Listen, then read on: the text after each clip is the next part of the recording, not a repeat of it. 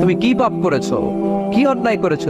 তুমি জানো না আমার রব কত মেহেরবান, তিনি কত দয়ালু, তিনি ভালোবাসার আধার, তিনি করুণার আধার।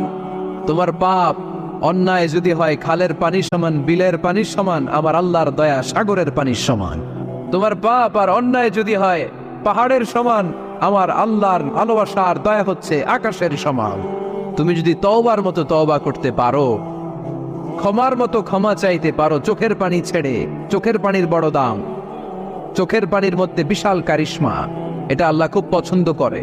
দুই ফোঁটা পানি আল্লাহ পছন্দ করে, এক জেহাদের ময়দানে শহীদের গা বেয়ে ঝরে পড়া রক্তের ফোঁটা, দুই হচ্ছে অনুতপ্ত বান্দার চোখের পানির ফোঁটা।